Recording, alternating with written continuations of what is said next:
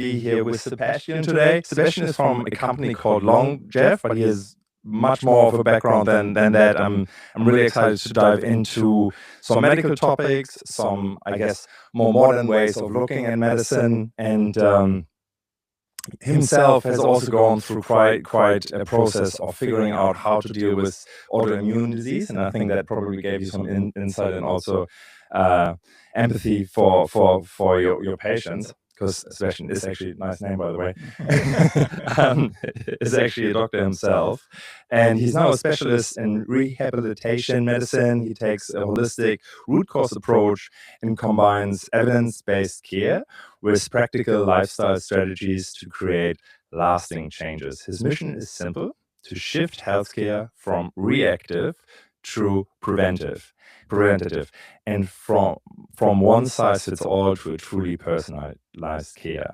Welcome, Sebastian Pedersen. Thanks so much. So good to have you. Oh, it's great. Yeah. So, yeah, pretty much. Yeah. So you are a trained doctor. I had to do 7 years of uni, and then 4 years of resident training, 4 years of specialist training, and so I finished that journey 2 years ago. Holy cow. So I feel like I've spent most of my life just studying. Yes. So now it's time to live and actually make it useful. Yeah, wonderful. And I think it seems that you quite early realized that the model that we have at the moment has its limitation, right? Oh, absolutely. I mean, for me, medicine, I wasn't very academic in school. I was actually quite a bad student. I was a typical teenager, purely focused on sports. So I was going to be a professional athlete, but then I got sick. And then from that experience, realized that, shit, if we don't have our health, we really don't have much else. Like, any dreams, any aspirations we have, they all fall by the side, because our health is really the foundation of our entire life. Mm-hmm. And then that's what pushed me into pursuing medicine, not out of being a doctor, but more out of I wanted to help myself from my own conditions. And then as I was going through medicine, I was like, well, I'm not unique. A lot of patients I was seeing have similar experiences. They felt like it was a sort of cookie cutter approach to, you have this problem, this person, everyone gets the same therapy, or everything gets the same treatment. Just wasn't where I wanted to go with it. Plus, there was not a lot of emphasis on behavior change, lifestyle modification. What can we actually do to prevent these life-changing situations in the first place? To try to enable people to have as much control over their health and life as possible. Yeah, so even though Denmark is considered probably a very progressive country in many ways, when it comes to medicine, it's what we know the Western approach is. I mean, I did all my medicine here in Australia. Okay. So I don't know exactly how the medical school and the medical training works in Denmark. But based on what I know from people there, it is very similar. Yeah. And it's probably harder to do what I'm doing here in Denmark with the whole preventative personalised medicine. Yeah. It's a little bit more different, whereas we have a little bit more freedom, I guess, in Australia within the public and private systems. Okay. Whereas Denmark, you don't quite have that capacity. Yeah. And the status quo in many countries when it comes to reactive medicine is basically you have to show quite severe, I guess, test results or something for a medically trained person to be able to do something for you, right? Correct. Yeah.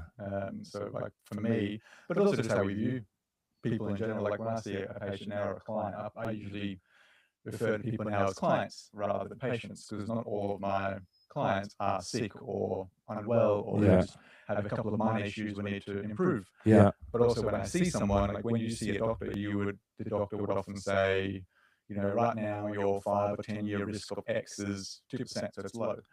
Whereas every time I see someone, I look at a lifetime view. So rather than looking at just trying to get you through the next 5 or 10 years, I'm looking at trying to get you through the next 30, 40, 50 years. Yeah. Which then encourages me to act earlier to try to change the trajectory, rather than just saying, you're fine now, kick the can down the road, and then see what happens in 5 or 10 years' time. And that's different. It's unique, and I appreciate not a lot of people do that, but it's just the way that I feel like I owe my clients the best possible outcomes in the future, rather than just thinking short term. Yeah. And people like David Sinclair or Peter Attia, they would talk about markers that indicates a problem in 10 or 20 years. And medical people might know, like, traditionally trained medical people might know that something might happen in 20 years, but that's not how our system is geared up. They wouldn't say, look, 1% right now, or like, this little marker already indicates you're on the path to that, because it's not a severe issue yet, right? Correct, and that's exactly right. I mean, it's not that they don't have the knowledge, it's because the system is so saturated and is so full that you're just reacting the whole time. Like, when you just imagine you have 60 people you have to see in a day. There is no way you can spend an hour with each person. There's just enough time in the day. So you just look at what is the biggest problem right now, short term, and then you sort that out, rather than, I'm lucky, I'm biased, because when I see a client, I have 1 to 2 hours with them where I can really just sit down and work through everything. So it's a different model rather than just a traditional hospital system. So it's not the doctor's fault per se, it's just the system is set up like that. So, because the knowledge is there. Like, I wouldn't say that obviously I have a passion and a particular interest in what I do, but I don't see myself as super different to my colleagues or my friends who are doctors. It's just that I'm just doing things, approaching things a little bit differently in a different environment.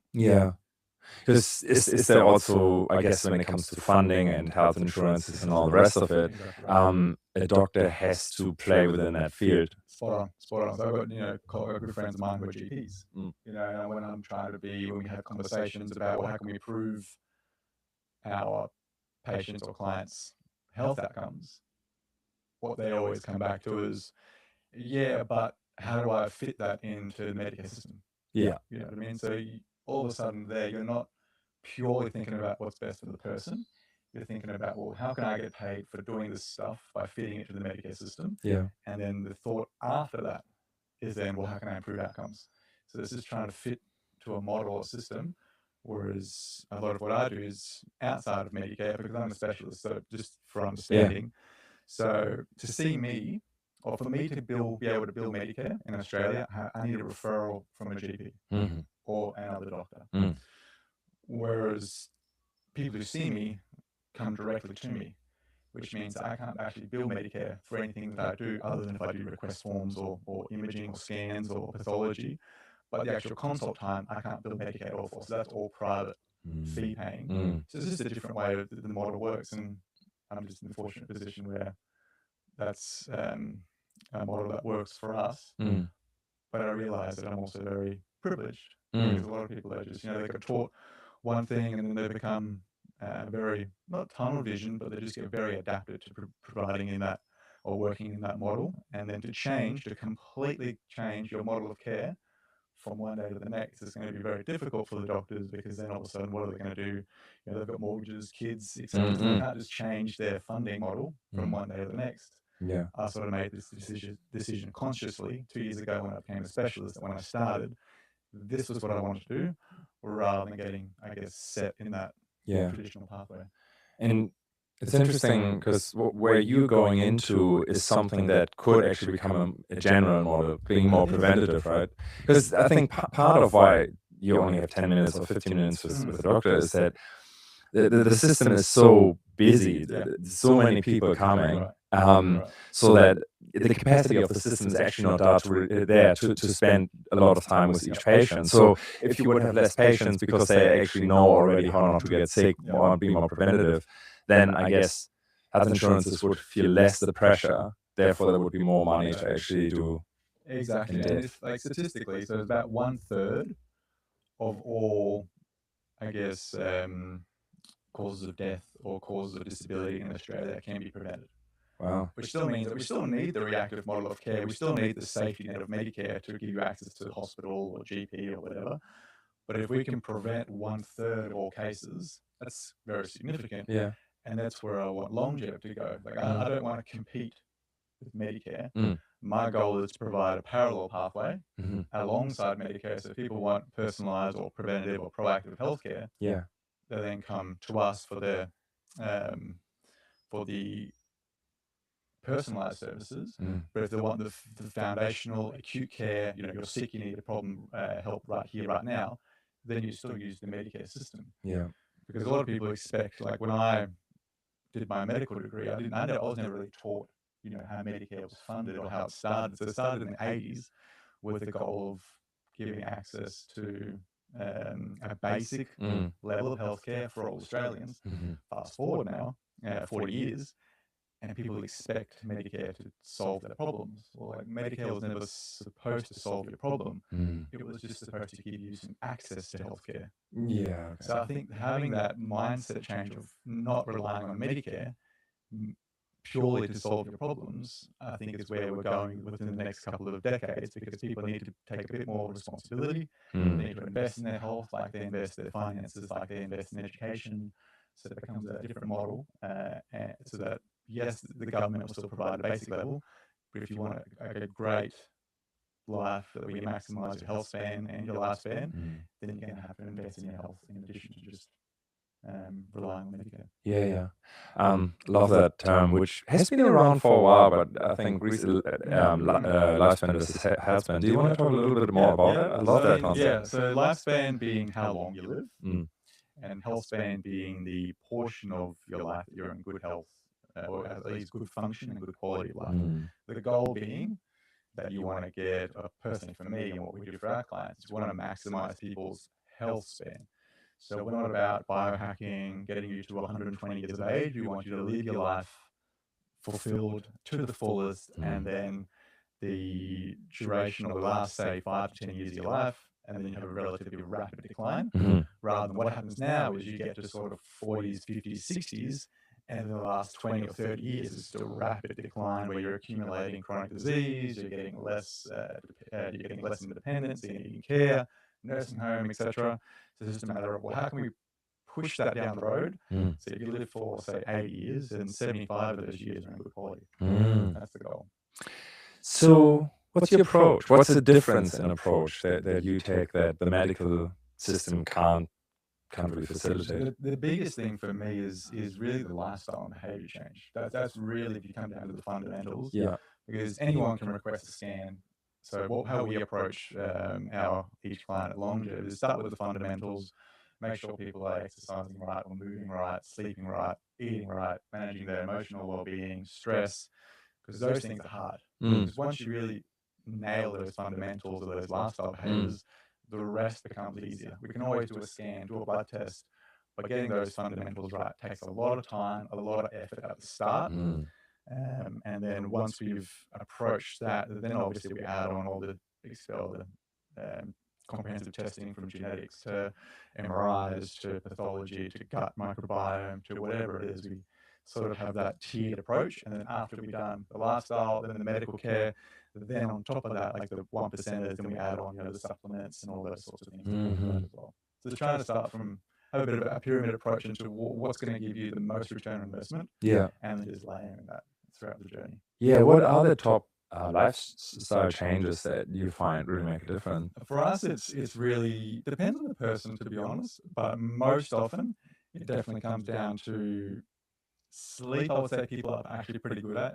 Obviously, our client are early adopters, so they're a bit more aware, so they sleep well. But eating right, moving right, I think are the two hardest things to really crack, I guess. And then also with our cohort, a lot of people are very successful, which means sometimes their emotional well-being takes a back seat because the whole life they've just been focused on business success or the next venture or this, but their actual quality of their purpose or their relationships or things like that has really been impacted. So we sort of have to pick that up a little bit as they go along as well. Wow. But what we do, and everything we do, is very data-driven. So rather than saying, Sebastian, you need to exercise more, we put you through your paces to make sure, okay, well, everything that I want to tell you has to be data-driven with a goal in mind. I'm not just telling you because I'm telling you. I want to say, okay, well, for example, with exercise, we do VO2 max testing, which is like cardiovascular fitness testing. We do strength testing, balance testing, power testing, and then based on the metrics we use, where do you score? How do you score? Where do we want you to be right now based on projecting you out in 30 years? And what I mean by that is we get the data now, but then based on our algorithms, we then predict based on age-related decline. We can predict where you're going to be roughly when you're about 80 or 90 years old. Wow. And then working retrospectively, where do we want you to be when you're that age? We figure out, well, how fit do we need you to be now? How strong do we need you to be now? and then we sort of create a program to actually get you there. Wow, that's incredible. What do you find are the biggest challenges for people in terms of like specifics? Like, is it more the diet? Is it lifestyle, like alcohol? Is there one more than the other? Alcohol, I think it's time. It's probably the biggest one. Time, I think, is the biggest one, because everyone knows what to do. The hardest thing is actually doing it. right? Yeah, so people, like, everyone has 24 hours in the day. Yeah. No one has any more, no one has any less. But to get people to actually do those small things, rather than being like, oh, I'm busy, or I'm on holiday, I'm not going to do this. Just staying consistent over a long period of time is by far the hardest thing. Whether it's exercise, whether it's nutrition, whatever it is, it's just a consistency over time, but it's by far the hardest thing. Gotcha. And what are your well, you don't use biohacks, but like what are your tricks to get people into it? Do you have to paint the doom gloom picture sometimes to actually give them a wake up call? A little bit. I think that's definitely part of what we do. Yeah. It's not necessarily, but the goal is not to be provocative, but purely getting the data is very in your face. If you have a test now to be like, this is your fitness now. In 20 years' time, you're going to have troubles getting upstairs. Yeah. If you can't get upstairs, you're not likely going to be living alone. Yeah. You can't pack your own groceries. Like, you can't carry your groceries. Like, just simple things like that where it's like, okay. And then providing people a stepwise approach to where they actually need to get. Because just telling someone you're not fit is not good. We have to provide them with an actual strategy of how they're going to get to where we want them to get. And then breaking that down into smaller steps, being like, okay, the next step is to go to here over the next couple of months. And then we retest. And then when I get you to here, and then we retest. So for me, I think the trick would be having that concierge approach, which is still hard because you still rely on some initiative by the people. Right. But being available throughout the week, us being able to contact them throughout the week, because we walk in parallel with our clients. We don't push them, we don't pull them. We walk with them to actually get them to where they want to go. Yeah. You find that there's a particular age group that is more open to it, or like females are more, stick more to their routine than males or something like that? Good question. I would say both. Our cohort right now is probably 2/3 male. Yeah. So, which is probably surprising. Often it's the reverse, because usually women or females are a bit more proactive regarding their health. But within that, I would say we have clients who are both female and both male who are doing extremely well. It's just a matter of who's, I guess, has the drive to implement changes now rather than waiting. Yeah.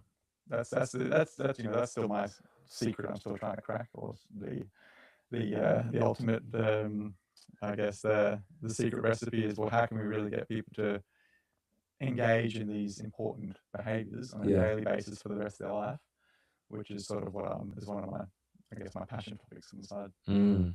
And what testing would you say are sort of the building blocks to really get that picture of someone's health and long-term health? That is, right? Yeah. Exactly. I think I'll probably over the last, say, 6 to 12 months changed how I approach that. Oh, true.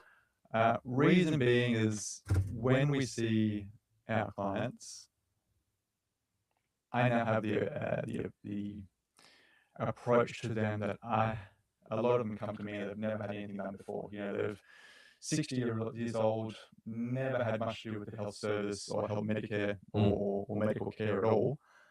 But they've just been so focused on their business success that everything's sort of fallen by the wayside. Which means for me, my approach for them, being the age group that they're in, is to rule out short-term risks before I can focus on long-term risks. What I mean by that is if someone's never had any medical care or any testing done, and they're slightly overweight, they've got family history of heart disease, then for me it's okay, well, I really want to look at things that are going to kill you or impact you today and tomorrow, which is things like cancer, heart disease, before I can look at things like dementia or metabolic disease, because those other things are going to kill you over a longer period of time and in the future. But things that's going to kill you here today, tomorrow is what I want to look at first. So what I mean by that is we often do both blood tests and imaging, trying to either prevent or detect cancer or heart disease early. So with heart disease, it's different panels of cholesterol, glucose. We do calcium scoring, CT angiograms for the right people if they have very high risk. And then for cancers, you do genetic testing, you can do the cancer screening programs for the right people, especially with those with family history of significant cancers. You can do things like whole body MRIs, very topical, very controversial. But for me, and I can go a little bit deeper, is if someone comes to me, for example, with pancreatic cancer or history of pancreatic cancer in the family, there is no screening program for pancreatic cancer in Australia. So if someone's had a parent or a sibling die from pancreatic cancer at a young age, whether it be 40 or 50, then the health service would never detect that until it actually happens. Because in Australia, we're only screening for bowel cancer, we're screening for now lung cancer, mammograms, so breast cancer for women, and cervical cancer for women. But if you have a history of brain cancer, pancreatic cancer, ovarian cancer, all the other cancers, they're just missed. Even though they are tests? Yeah, exactly. Because it's not part of the national screening program. Which for me, if someone has an increased risk of something, yes, there's no national screening program, but what is the right screening program for this individual? Yeah. Which is where we sort of offer that service.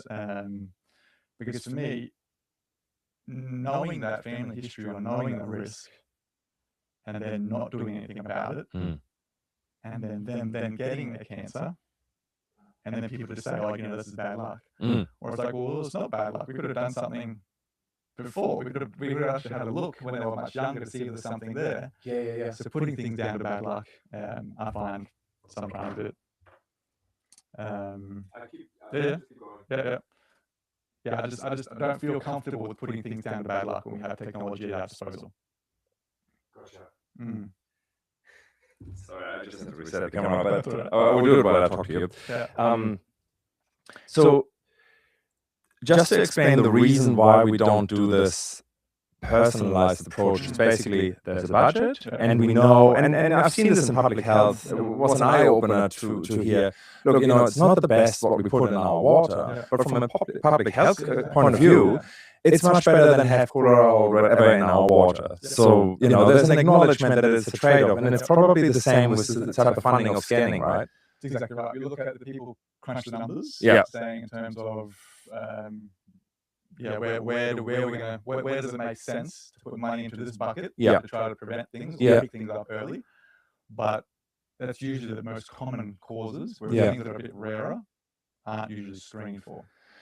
In terms of monetary value, these types of tests, like if you say, look, we do the top 20 or something like that, 20% are done by the government, or ever many for the cancer. The rest, are some of them extremely expensive, or are they quite affordable? Like, where is sitting there? Good question. Some of them are definitely relatively affordable. Some of them can be expensive. Depending, the most common thing if we're looking at screening is usually scan.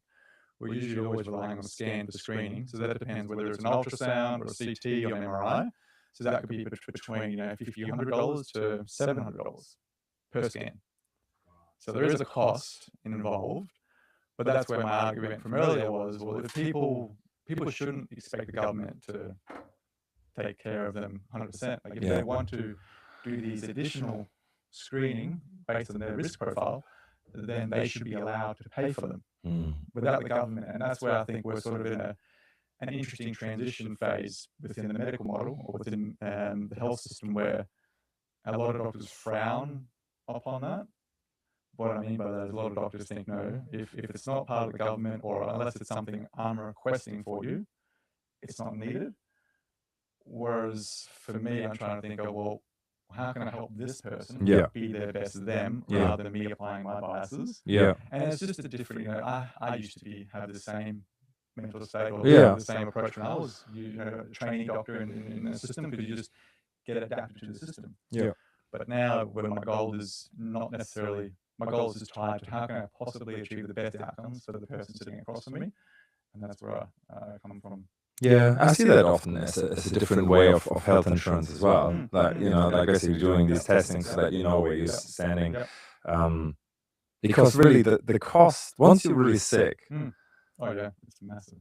and often health insurance does not cover that, and then it's a new mortgage on your house or something almost to actually get through that. So I guess the upfront investment is really much lower to when it's actually when you're really sick and you have to pay for hospital stays or whatever. Exactly right. Exactly. And that's where I think for me, you have if people are willing to pay, Yeah. like for a whole body MRI, we'll use that as an example.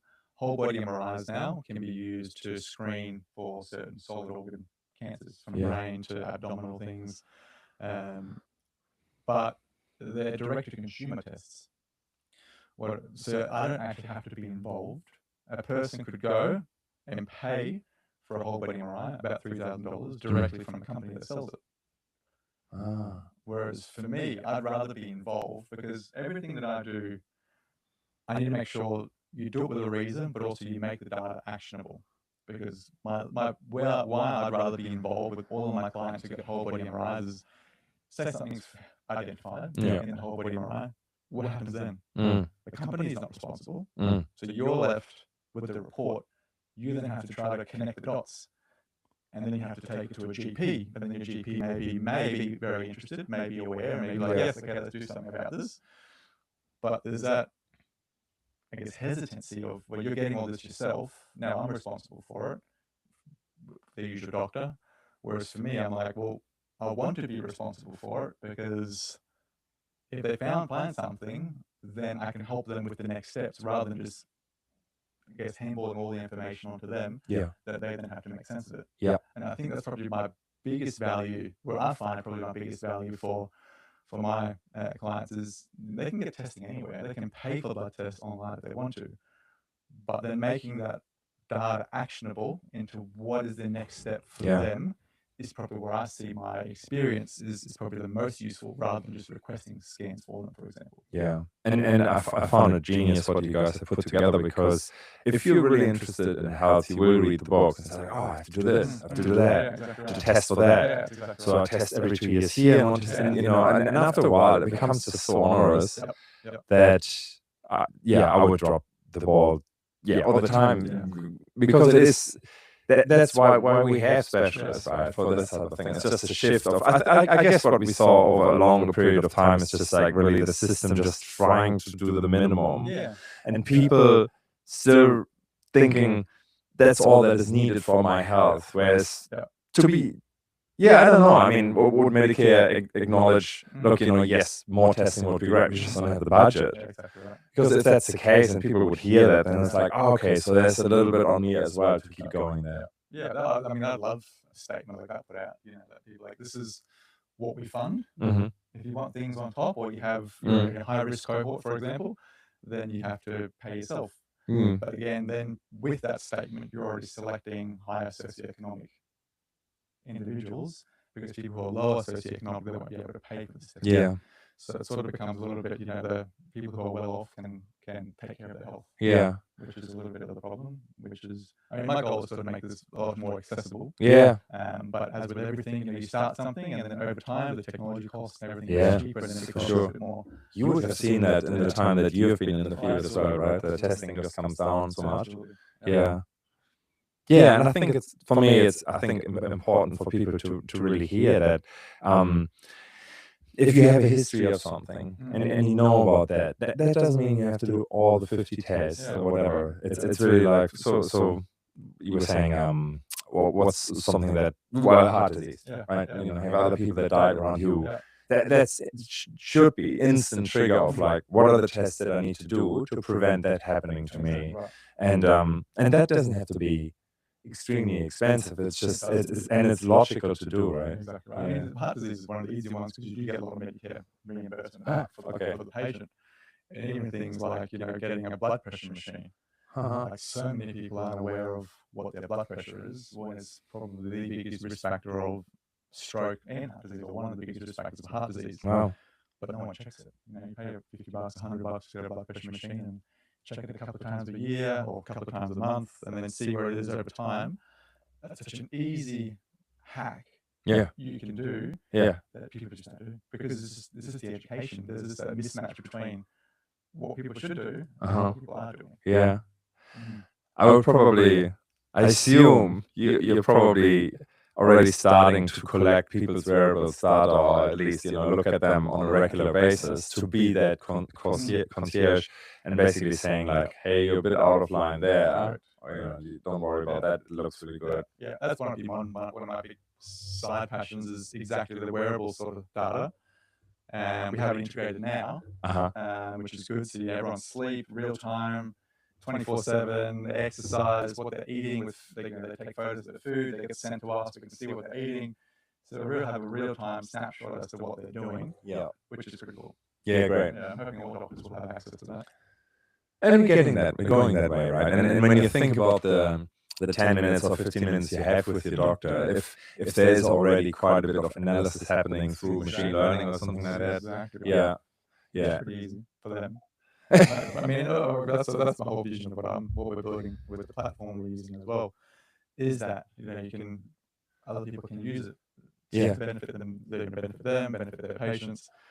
Because what we're doing as well is, in this space, the only way the government's going to jump on and start to fund or support these programs is if we have data to show, a person signed up at time 0, 6 and 12 months later, this is what we can demonstrate.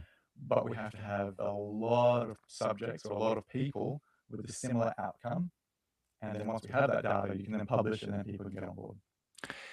I know some people that have always been into health, and they're the type of people that would go to the health food store, or might be interested in also the odd workshop that is a little bit left of field and that type of thing, right? So, and I've seen people really thriving on that, but to me it seems a bit random, right? And like at times, but they're relaxed about it. So there's a big upside of how they approach life in general. And they're like, I've got to do all of that. I dropped the ball on this supplement for 2 days, and now I'm out. And then you have the other side where people always check everything every morning, like, what's my readiness to go? What should I do? Some people that have a marker that if it's under, I think it was 90 with the Oura Ring, I won't come to work. They have to take the day off. It's like, okay, well, maybe there's something in it. Maybe that. So, and I think there's a healthy medium. What do you like? What's your approach? Like going a little bit further on that, I understand. Like if you have risk in certain areas, really look after that, right? But what's your approach so that people don't get too hung up on the numbers? Yes. And that's probably where the reason I actually started my couple of years ago now, why I wanted to build this platform, was there's so much data in a wearable, especially like the Whoop or the Oura. Garmin's probably a little bit more simpler, but there's a lot of it that's just, for me, completely irrelevant. Really? Yeah, even as a doctor? Yeah. So if you present that to me, I would. There's a couple of markers that are very important for me, but a lot of the data that these wearables spit out, I just don't pay attention to at all.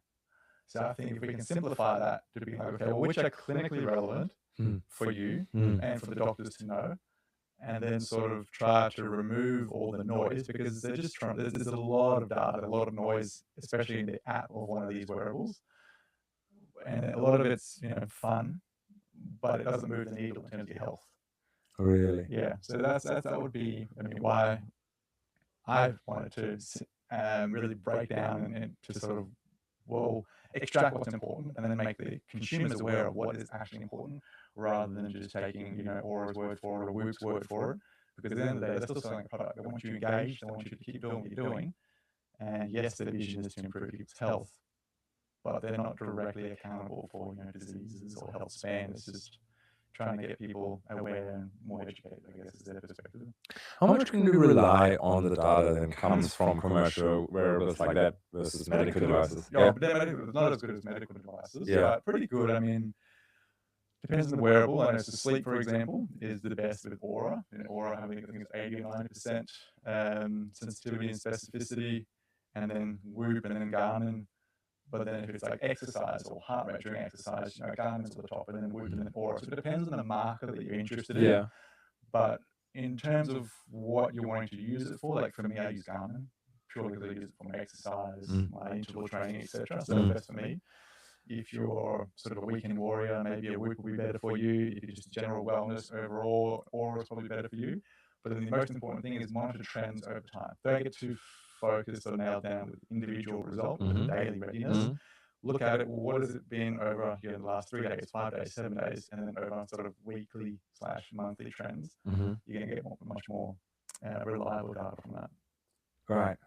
And would you recommend to really sort of check your data like every day and really sort of engage with it? I think so. Okay. For me, it's a matter of being aware of things. Like it's like doing a continuous glucose monitor, whereas where you put a monitor on you, then you scan the actual, you download an app, and then you can check your blood glucose levels real time. Like it's very educational. Like if you're feeling off on a day and then you look at it and you're like, my HRV is really low, my readiness is low, my strain or stress is high, and then you can be like, well, what have I done the last couple of days? And then retrospectively, you can be like, oh yeah, I missed that sleep there, I had that alcohol that night, and then you can sort of put the pieces together to be like, and then they become better informed for the future. So I think it's very important in that sense. In terms of relying on it to get you to achieve a certain outcome, though, is probably, and what I mean by that is if you're relying on it to, for example, prevent heart disease or cancer or anything like that, it's probably not the right case for that. But for general awareness of how your day-to-day behaviors impact your overall health, pretty good. That's cool. You mentioned alcohol then, I guess it's still commonly used to be. I grew up with sort of post-war parents. It was so dominant that I got turned off for sure, and I do know that there's a trend like around the world. We are in the wellness space, so we know that people sometimes choose actually wellness experience over going to the pub and that type of thing. That's great, and you probably see the same. How bad is alcohol in general and then for individuals? Because I know for myself, I don't know why, but it's never worked for me, and therefore I'm fiercely using it. I mean, alcohol is probably the most accepted drug or harmful drug, to the human. You have that and tobacco, really. Right. I mean, alcohol has become such a normalized behavior in society that people try. I mean, this is obviously, maybe I should have prefaced with this, but I don't drink alcohol at all. Never have. Right. So I'm obviously very objective. Because I don't have any subjective experiences where alcohol's been useful. But if you look at it, if someone was to bring alcohol into the market now, if we just forget everyone's been consuming alcohol for centuries, then it's probably a drug that's not going to get approved. I mean, we know it causes throat cancer, liver cancer. It can significantly impact your immune system, sleep. I mean, it's not a very beneficial substance. If you think about it, just pure. I know there's some people that say, but what about the Mediterranean diet and the blue zones and all that sort of stuff? Whereas for me, looking at that data in terms of like blue zones, Mediterranean diet and all that, they're getting good outcomes out of the population despite alcohol, not because of alcohol.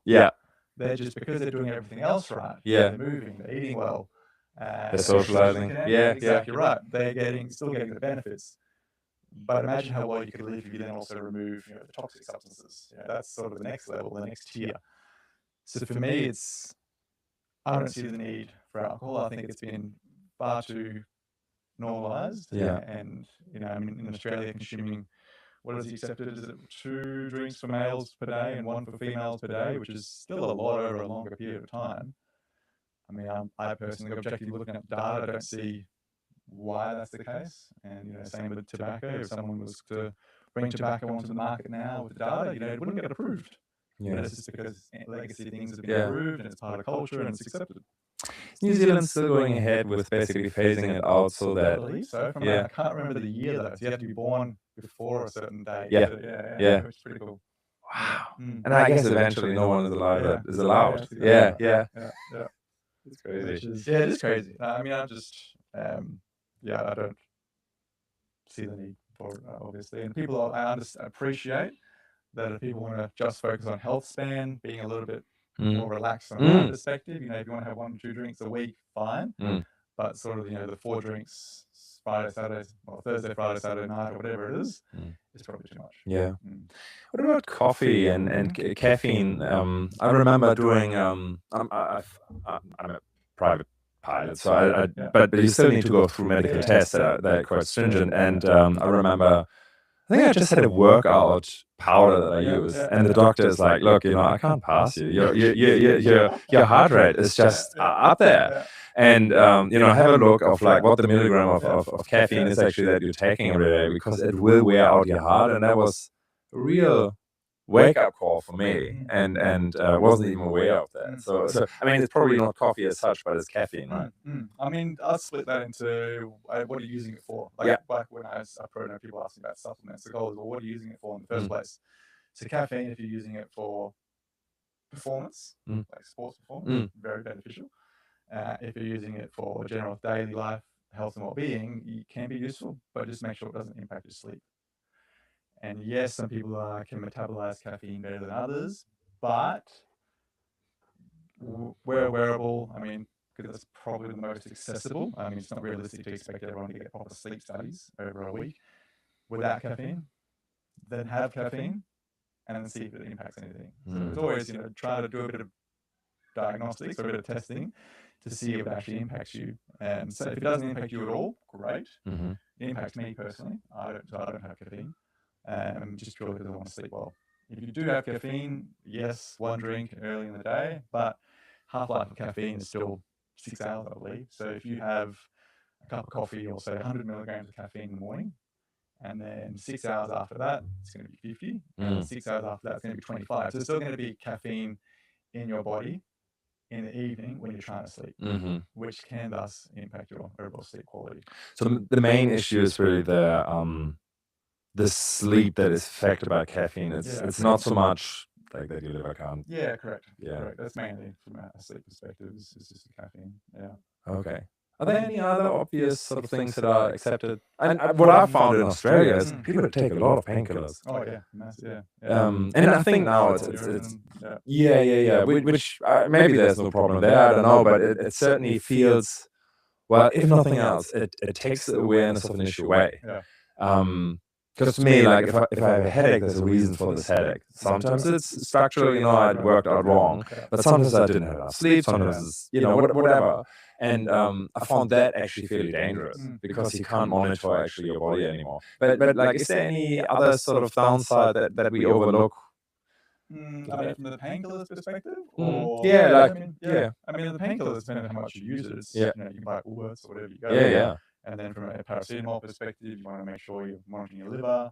If it's like Nurofen or anti-inflammatories, making sure you keep an eye on your kidneys, your gut, ulcers, also bleeding risks. So there are risks associated with these things. Again, it's assumed that people are going to use it as prescribed. But I think of those two, I'd probably say anti-inflammatories. I would probably see. I mean, if I was to prescribe anti-inflammatories to someone, it would be for a specific period of time, not lifelong. Unless you have some sort of like inflammatory condition where a rheumatologist is looking after you and you're getting good care. But to use Nurofen more than say 3 to 5 days regularly is probably too much. You just want to make sure you're doing these short courses. If it doesn't settle, you need to get checked out. Don't just keep using it because it hides the pain. Which is really like that's the opposite of being conscious of things. What are your favorite tests that you do with people that actually seem to be quite fit? I would say, I mean, good question. Like if we focus on, I've already looked at excluded thing people haven't got, significant coronary artery disease, they're going to have a heart attack or any major cancers, and we know that from genetic testing they don't have any major risks there. If I was to have a couple of markers, I really like omega-3. For some reason, I just find that a super good blood test. So you do a blood test. The reason why I like it is it's so well defined as to test you. You want to be in the range of ideally sort of 10 to 13.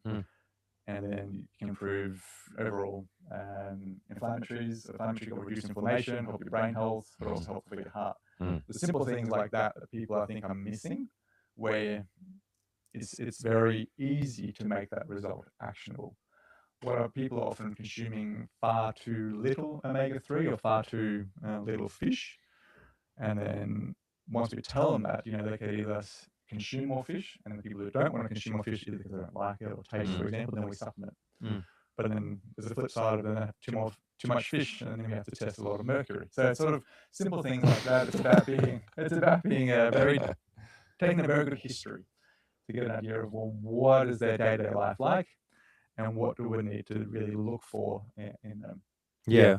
Is it an alternative marine phytoplankton or anything like that? I use either an omega-3 oil or a capsule. You can definitely use them. It's just a matter of making sure you get the right ones. The ones I use are fish derived, though. Yeah, but probably tested on mercury and that sort of thing. Yeah, that's the reason I use them. Just third party tested and things like that. Yeah. Okay, so what does it tell you if you test someone on that? It just that? gives you a number, which is really good. So the numbers that I look for is one is like omega-3 index. Yeah.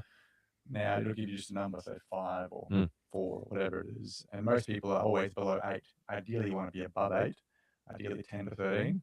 And then once you have that number, you can be like, okay, well, based on your fish intake, then we just need to do this, and then repeat in 3 months, and most of the time, problem solved. So it's a very easy one to sort of tick off and then move on to focus on other things. And that's heart health in particular? Yeah, heart is very important for heart health. Yeah. In terms of you're reducing the risk of heart disease.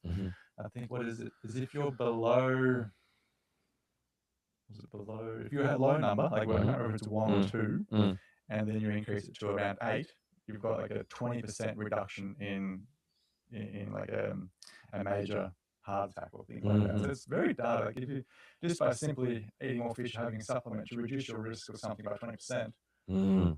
It's pretty big. Yeah. And some people, I think the lowest I've seen is probably 1 or 2. Yeah. Which is just someone who's never eaten any fish. And then for that person who falls in that bracket, just by supplementing it, we've already reduced their heart disease risk, and especially for this person who already had some calcium in their coronary artery. So just adding things like that on top, just to try to be a bit more targeted in terms of any intervention we provide. Yeah, and that's a typical example of where you probably with a GP you wouldn't get to that point. No, I mean, the difficulty, but the omega-3 test is out of pocket. Yeah, which means that often out-of-pocket tests aren't discussed. Because, as a doctor, when I was 10 years ago, when I was busy in the hospital, for some reason, I actually don't know where that came from, but for some reason, we assume people don't want to pay. Because we're so used to people getting things for free through Medicare, right? Like sort of like the basic level of stuff, and in hospital care especially. But I don't know why some reason we don't ask. Whereas I think that conversation, we need to start having those conversations, based on what I've seen so far, based on your data, I recommend we do these 3 tests. One's going to cost $50, one's going to cost, like the omega-3 is cost $90, but it's very useful for you. We don't have those conversations enough in healthcare yet. And I think we need to. That's probably our fault as a medical profession. It's definitely not the consumer's fault, because they don't even know these tests. No, right. So I think that's another area of room for improvement. Very cool.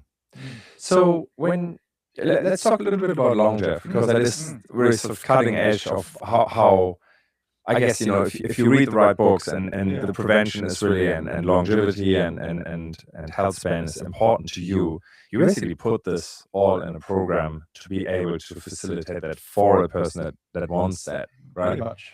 Yeah. Pretty much. I mean, I wanted to do this. So it's, right person, right time, right, like that sort of stuff is just, I'm very fortunate because, 10 years ago, I always wanted to do this, but it wasn't a thing. No. Right? So I was always like, well, how am I going to make this a job? Because this is what I want to do when I finish. And then people like Peter Attia, who for me has ultimately validated what I wanted to do 10 years ago. Right? So people like that showing me that, yes, maybe he's doing it differently, but there is a need for this. There is a demand for this that I wanted for myself when I was a patient. Because the way I look at it, I'll always be a patient for longer than I'll be a doctor. So that's sort of what drives me a little bit. If I was a patient, like right now, if I would remove my doctor hat, what would I want for myself? Yeah. So now, fast forwarding to when I finished my specialist training in 2023, I've been creating this program over the last pretty much 4 years. So I was very lucky. I worked very hard. So I did my 4-year training program, specialist training program, in 2 years. Holy cow. So I had 2 years to plan this. Yes. Right? So the last 2 years of my training program, because I did all my exams early, I was really just planning this for when I finished. I then started up a private practice in start of 2024, doing still a bit of sports med, still a bit of rehab, but really focused on the longevity preventative health space. And then I met Kevin and Zara, who are now the co-founders of Longev, through a friend of a friend. And then we happen to have very similar views about how we want to do this. It's not a biohacking clinic. We're not selling products. We purely want people to have a personalized health service that moves the needle, plus actually helps them and is responsible for the results. And then we built that and started that sort of mid to end 2024. We're still at the stage now where it's very concierge, high end. Everything is customized to each client. Like if you see me, for example, I wouldn't give you an off-the-shelf program. We have off-the-shelf programs on our website, and our website's a bit outdated now.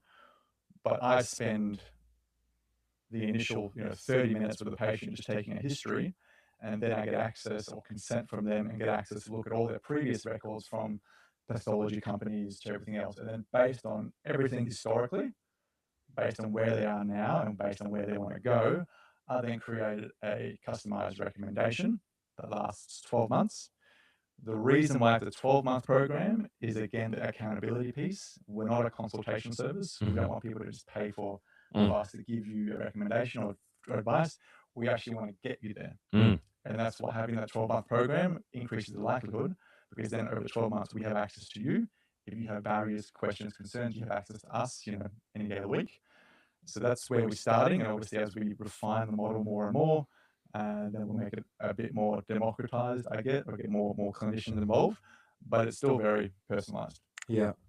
So you said that 10 years ago you had the vision and the need, I guess, with your chronic fatigue as well.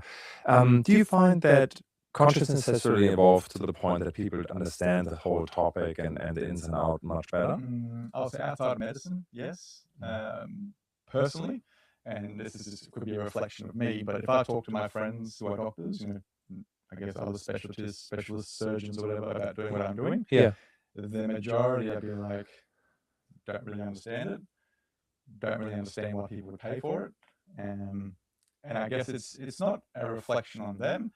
It's just a reflection of, they've been very focused on one specialty or one area of practice for a long period of time, whereas I sort of always, because I'm not tied to medicine, like I said earlier, I think that's probably important. My identity is probably still more athlete than doctor. Right. And because that, I don't view myself as, this specific doctor, I have to do this. Yeah. I'm just, what is the major gap right now that we're facing as a society? That's chronic disease. Most of these are preventable. So what can we do? So I'm really just solving a problem that we're facing with that, rather than just, I guess, enabling the system to just keep doing what it's doing. Right now we have a problem that's not manageable by the system. Well, how can we solve that problem? Yeah. So it's being a little bit of a problem solver, I guess. Yeah.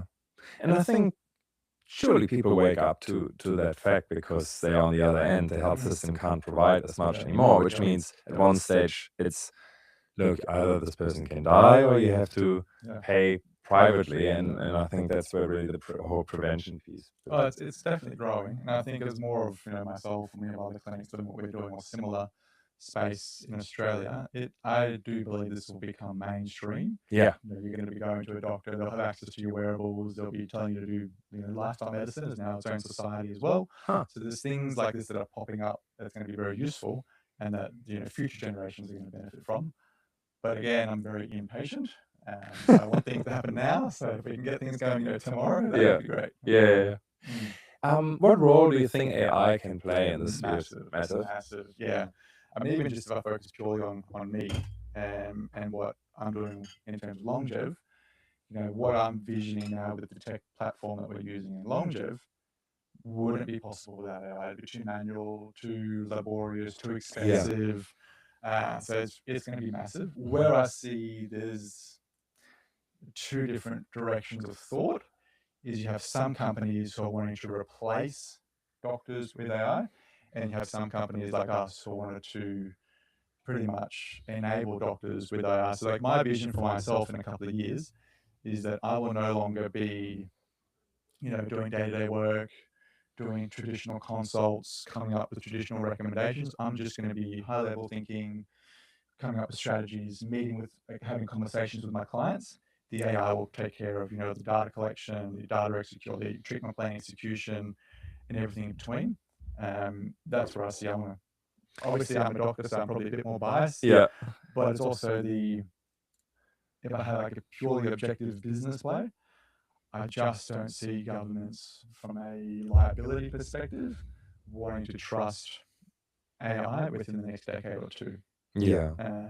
If they do it, I mean, they may decide to do that, but I just think the liability thing, who's going to be responsible? Is it going to be the AI model? Is it going to be the company? Is it going to be the actual company that makes the AIs?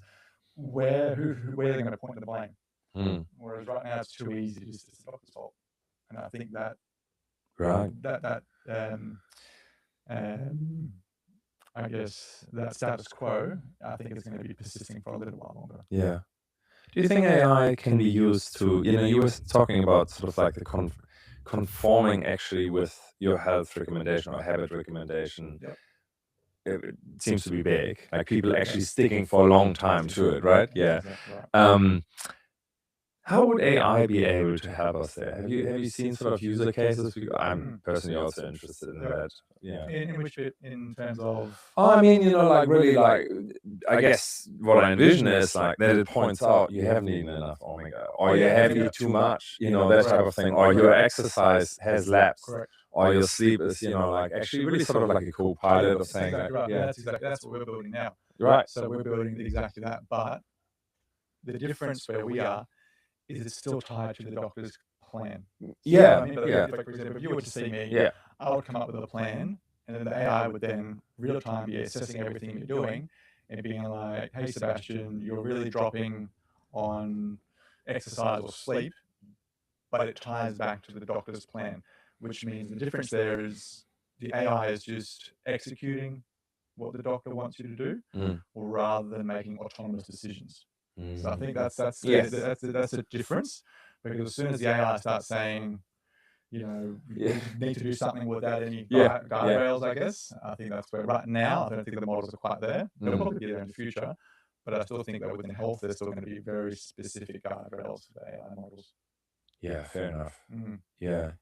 And I guess people become also over time open and also know how to use it responsibly. Exactly right. That's right. Yeah. That's cool. So in the future, there might be a way of actually having a mostly AI-based. I think so. Yeah. So whether it's VR or whatever it is, but I think there's definitely going to be like objectively what I envision is I'll have some sort of, whether it's augmented reality or whatever it is, and then I'll be able to see each client's data, whether it's just you put on some glasses and here it is, or it's like a hologram that comes up. Have you seen the movie Iron Man? Of course. Yeah, right. Jarvis, right? Yes. That's exactly what I envision. Based on where we're going now, I'll be able to bring up a hologram, this is your health, that's what I'm doing, this is what you need to do, and then it then takes care of it, and then Mason connects with you, being like, Sebastian's just reviewed the results, this is what we're doing, create a new treatment plan, off we go, and then it will real-time coaching you to actually do what you need to do. Oh. That's what I envision in the next 5 to 10 years. Yeah. So I'm sitting there, you have to drive to me, or you have to go on a Zoom to see me, or a Teams meeting to see me. Then we talk, then we come up with a plan, then I send you the plan. Like, that's so outdated based on where we're going now. And I do believe that medicine and healthcare is really going to benefit from the AI changes coming. Yeah. I followed. Well, I follow tech trends. I follow Peter Diamandis, for example, who will talk a lot about, look, it's just a token problem, right? So like, if the server farm can just focus on one particular piece of medicine and the research, we'll actually find solutions. I found that, like, would you share that view? I would say, I mean, to a degree, yes. But I'm also, I guess, had the experience now to being like, it's not like a tech problem. Like a tech problem is, same solution for everyone. Right. You want to pay through Stripe, you go through the same journey. Yeah. Right? But people are so different to another that if I want to improve your cholesterol, exactly what you're doing, the next person might not be able to do because of intolerances or access, or so there's going to be a lot of variabilities or customizations individually between cohorts. Yeah. Yes, big picture is going to be relatively the same, but it's really, but I think is an advantage for us that the fact is we're doing this from the ground up rather than we got an AI, we're OpenAI or Anthropic, and we just want to throw money at this problem. Yeah.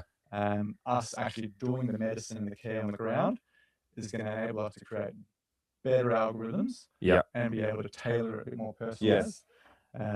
Obviously, again, I'm not sitting in a big executive in one of these big companies, but I do think that it has to be from a ground up approach rather than like they're all like Microsoft, OpenAI, Anthropic, Perplexity, they're all creating like their own co-pilots, health platforms now. But I still see that there's going to be then harder to. There's one thing of having people having their health passport, but there's another thing doing something with it. Yeah. And I think that's sort of the gap where I feel like clinicians like myself probably have a massive advantage. Yeah. In terms of finding solutions to certain illnesses, where do you see that going? I just recall, like I think last week or the week before, basically one insight was that AI is not too lazy to look where other people say no point, right? And I found that interesting because that's a human element almost. Exactly. I would find that massive. I know they're spending billions of dollars in R&D in health and building proteins now with AI. But like a bit of from a personal experience, I have ulcerative colitis. I know my specialist and I, when we have chats, we still think there's some microbiome origin to that, to why that happened. Being able using AI to just look at all these gut microbiome organisms, looking at different compounds in the gut, and then just really going through all that data, figuring out if there's a difference between me to people that don't have ulcerative colitis. I mean, something like that would never have been possible. I mean, it would be, but it would have taken way too long, which means I wouldn't be benefiting from it. Yeah. So I definitely agree with that. Just being able to, put AI at something with all the resources and see what happens. Yeah. So, like I have a little bit of a vision for our wellness company, which is really, what was it called? Not the Stevensons. There was a comic sort of cartoon in the 70s and 80s, and it was basically people living in space, and they would just go into a room, get dressed, get washed, and all the rest of it. And I believe health could be a little bit like that. Like certainly have my vision is really that within an hour you can get most of what you need in terms of those needs, and that. It's physical, but also, emotional and so on. I think you can do a lot there. But if we talk a little bit about sort of what that could look like and where AI or technology can help, would you expect that, at one stage we are accepting that we get up and AI actually says, hey, you didn't have the best sleep, don't have a coffee, or, just plan your day a little bit differently to take it a little, cut it notch. Yeah. Definitely. And I think the whole problem with now is health is not front of mind. What the AI benefit's going to be doing, it's going to give you real input when it's needed. Like that's ultimately what behavior change comes down to, right? It's not you knowing what you need to do, it's you acting at the right time. Yes. So what I mean, but if you wake up, right when you wake up, the AI is going to be like, this is what you slept, this is your sleep score, you didn't sleep well, which means right now, don't have the coffee. Yeah. Whereas, the night before, if it tells you don't have coffee in the morning, you slept, you wake up, you've forgotten, and you may still have the coffee. Yes. So it's just really about timing it to the individual to then slightly, jump over those hurdles to make sure you don't have the coffee or you do the exercise or whatever it is. That real time nudging, I guess, is super important. Yeah, wow. So potentially, this is great news for humanity. I think so. I think it's massive. I think it's a massive benefit. Yeah, I guess we've never been. I think some people have been always good and intuitive. Like, for example, I've been quite fortunate that I had a full-on operation when I was 16, and that really, part of my intestine was taken out, so I was really sensitive to what I ate. The flip side of that is that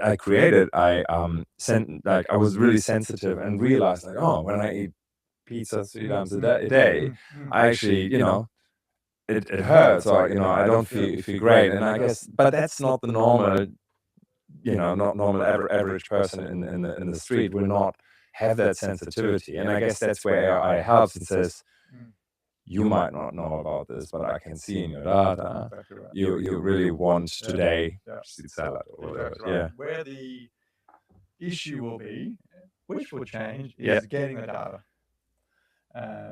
The data is always going to be the problem, because for the AI to be able to work off that test, like wearable lifestyle is easy because it's already there or accessible. Or the medical data is where we and Steve, Kevin, Zara, and our Longevity team are very passionate about. You own your healthcare data. What I mean by that, if you go to a blood test with your GP, do you get that data? You have to request it. And even then, you have to go through barriers, you have to call someone, you have to wait. It's super hard to get your own data. Surprising. You took my blood test, can't just give me my data, right? So I think creating and I know people are building like their digital twin and all that now as well, but you have access to all of your data. I think it's going to be super important, so you can decide where you want to go with it and what you want to do with it, rather than relying on the clinician or the clinic to own your health data. Because then as soon as you have your health data, as the models get better, with the right supervision, whether it's people like me or other people, just making sure there's no hallucinations, because it's very good at convincing you otherwise. So just making sure that someone's sense checking all this, I think it's going to be very important. But getting the data is going to be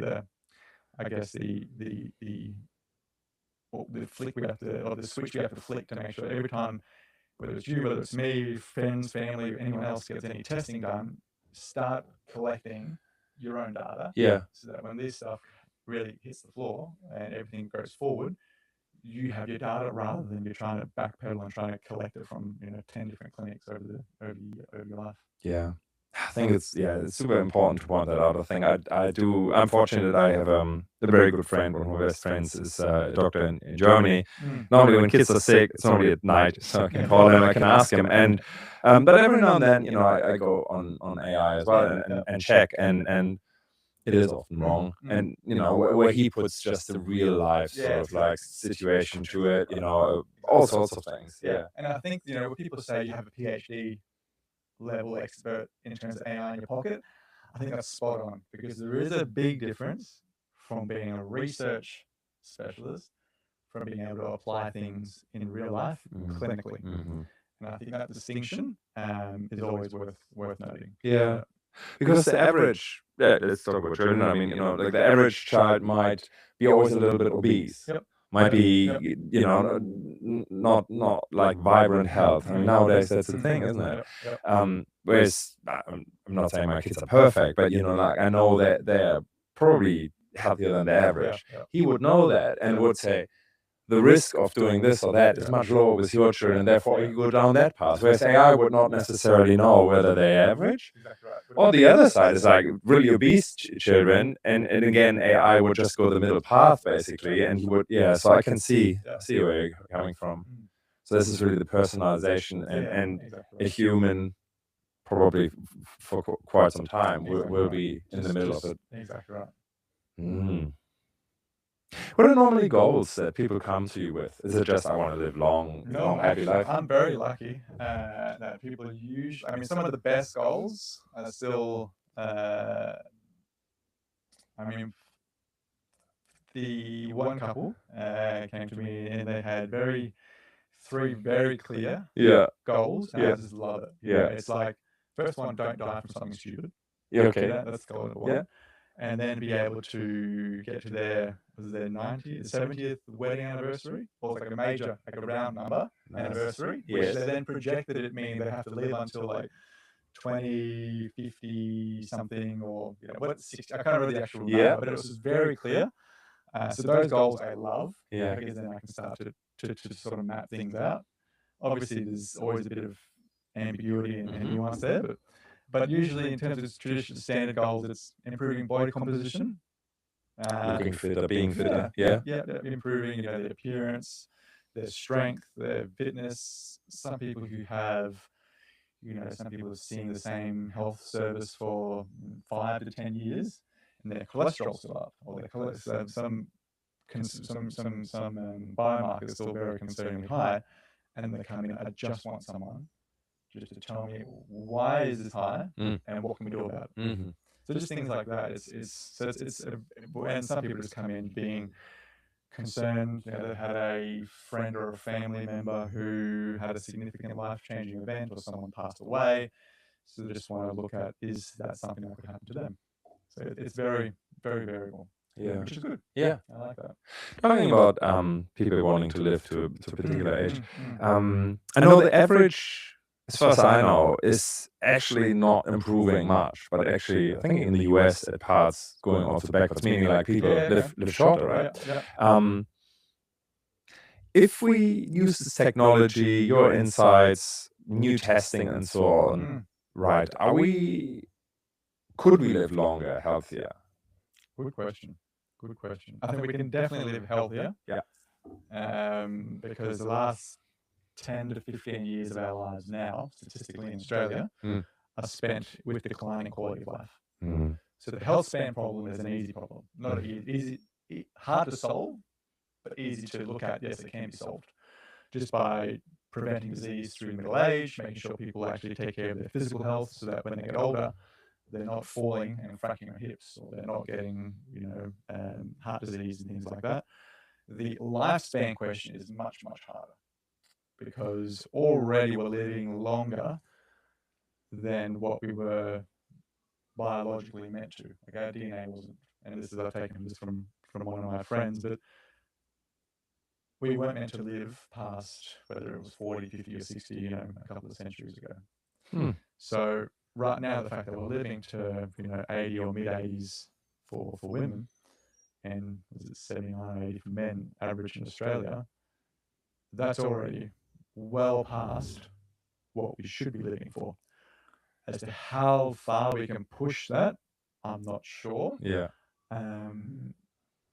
But it would be surprising to me that if we really go down this path and really personalize everything, and then navigate major life events that people wouldn't have been able to dodge before, that they would be able to live longer, that would then by default push out the life expectancy number. Whether it's 120, 140, probably not. Whether it's pushing the average life expectancy from low 80s to 90, possibly. Yeah. So definitely going to be observing very interested with a lot of interest going forward. Talking about death, what's your view on life? Like, do you see meaning in it at all? Yeah, good question. So when I was 15 and I got ulcerative colitis, I was told, your rate of bowel cancer is going to be this, or this is what your life is going to be. And it was sort of mapped out for me. It wasn't a very nice picture. And then when I was 18, I got another secondary condition related to my liver. And then they said that, within 5 years, or definitely within 10 years, you'll need a liver transplant.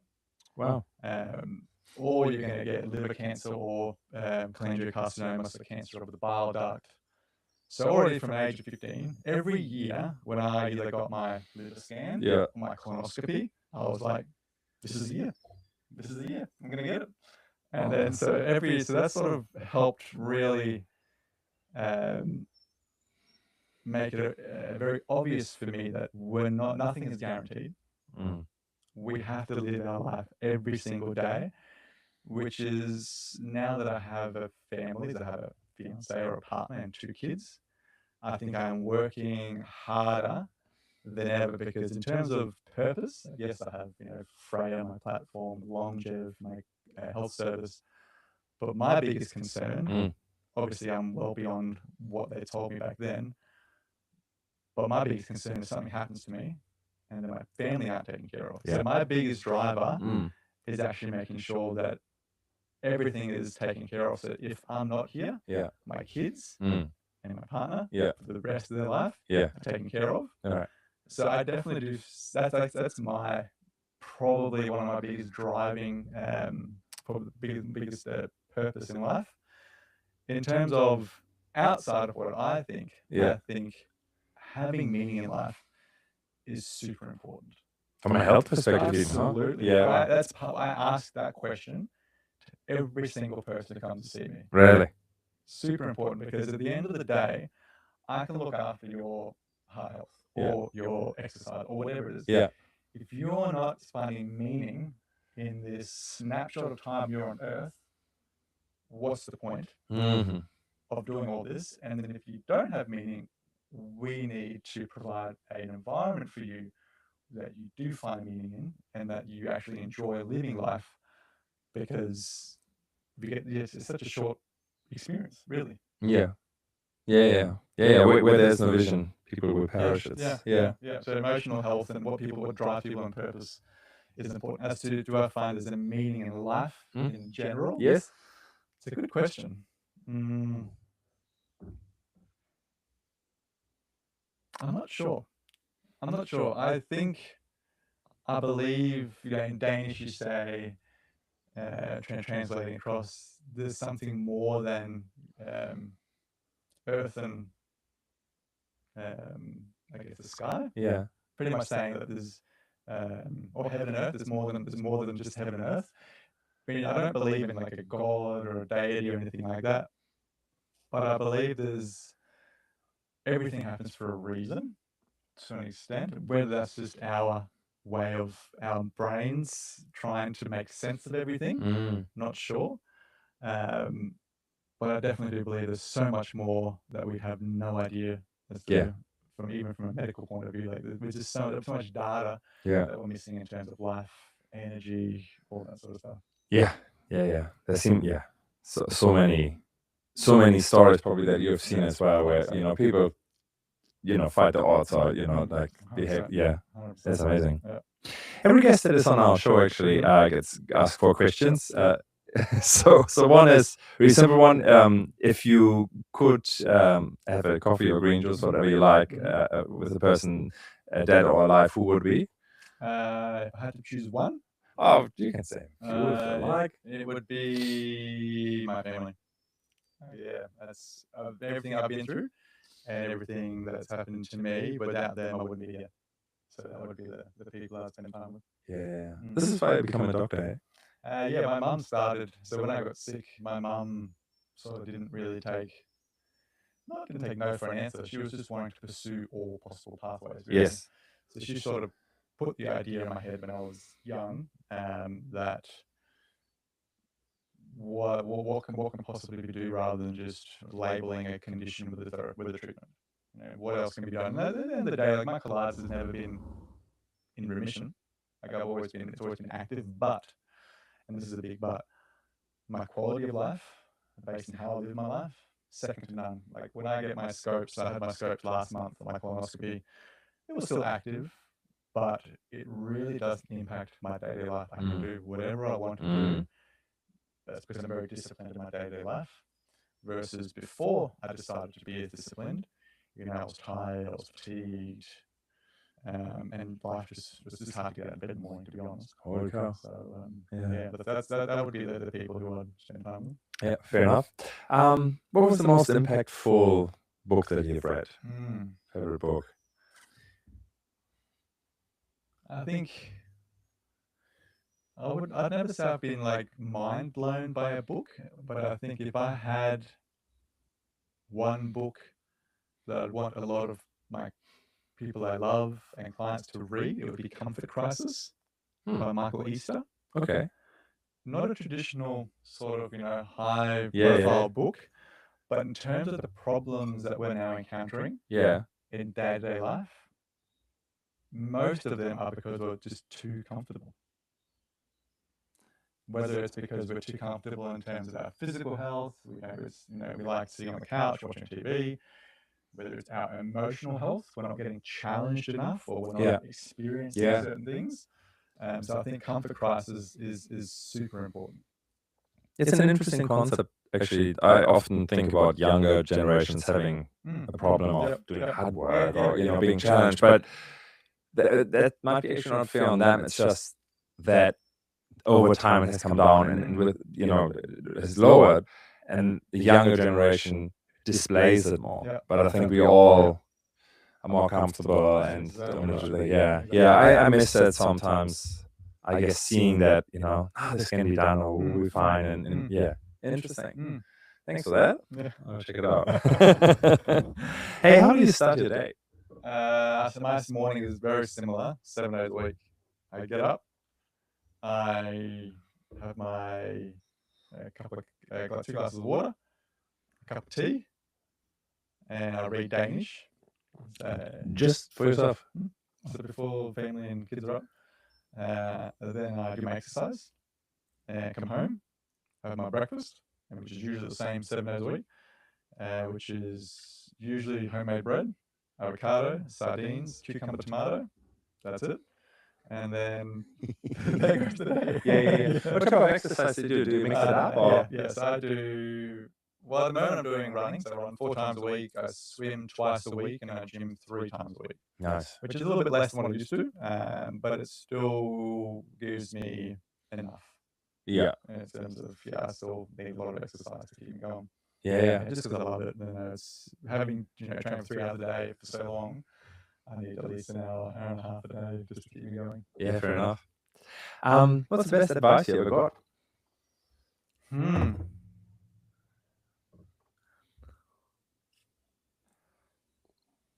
I would say I had a really good childhood with my parents, especially the first 9 years of my life in Denmark before we moved here, and things started to change. Would you say that Danish people in general got that right? Like that? I think so. I did a lot. I took a lot of holidays in Denmark as a child. There's this solidness of the childhood. Yeah, I think that's why I'm pretty. I was having a chat with Vanessa about this last week. I'm very fortunate. So I don't. A lot of people my age that have anger problems or self-esteem problems, or like reflecting on my brother and I, is I was very confident. We don't seem to have any major problems that other people are encountering from an emotional perspective. But I think growing up, the best advice that I ever got from both my parents and now also my step-parents was, they didn't say don't settle, but if I had a dream, my parents would either decide to push me further than I would want to, or if I had just a crazy dream, they'd just be like all in, supporting that. Like they never set a ceiling for me. So for example, when I was a kid, and I still remember it, my first big dream was I wanted to be the first person on Mars. Technically, I can still do that. It's not something I'm thinking of, but that was my first dream, and then my parents supported that. It was just like, well, how are you going to do that? Trying to map it out for me in terms of, then you have to be an astronaut, you have to go to the science topics. Like, it's just mapping that out. And then, because I always set quite aspirational dreams for myself, so the best advice would just be really just go all in. Like, just think about the best possible situation. Don't settle. And then just go for it. Yeah, wow. I think that's sort of helped me pretty well so far. Yeah. That's really cool. Hey, before I let you go, I just wanted to talk a little bit more about longevity, because I'm really excited about you guys doing that ahead of the curve and having such a service available. First of all, is this Australia only, or can we do this? Yeah, we just do Australia at the moment. Yeah. So it will become probably available in time overseas as well? Possibly. Yeah. We're still at the moment sort of target, or we haven't really gone west of Adelaide, so we're still sort of going Townsville down to Melbourne and east, so mainly on the east coast. Now slowly building to the west side, to the west coast. But as we really refine the model and the program, it's the barrier between we want to move quickly, whilst also having quality of what we're doing, making sure everything is customized. So you're not getting off-the-shelf programs, because a lot of there's companies in Australia who are get the same program regardless of what the risks are, right? And that's not really the vibe we're going with, the problem we're trying to solve. So it'll be a little bit slower, probably, for good reason, than other companies trying to just hyperscale. But the goal is definitely Australia first, and then we'll see where that takes us. Yeah, great. And if people want to get in touch with you, that would be Longev? Yeah, I mean, easiest way is to email me personally. So my name, same as your name, Sebastin @longev, longev.com.au. Yeah. And then I usually, every person who's interested, I usually meet with them for free Yeah. for 30 minutes, see what they want, see if we can support them based on how we approach things. Because some people just want biohacking and peptides and whatever, and that's not really our vibe just yet. There's no evidence in that field. But then we have a 30-minute consult and see where that takes us. Very cool. Very cool. And normally you subscribe for a year?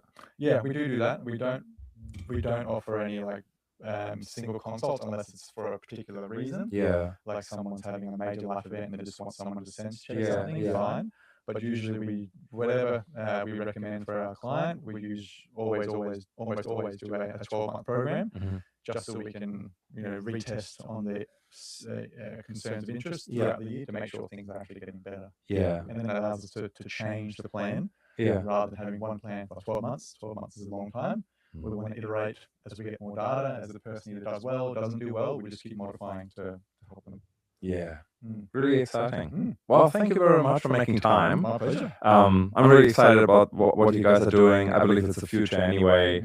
And you moving this forward and it being available for people now is so good. It takes so much personal research off the plate, and really, if we're honest, you need a specialist really to really customize it to your individual needs and wants. So thank you so much for doing it, and thank you so much for being here. All the best. Thank you.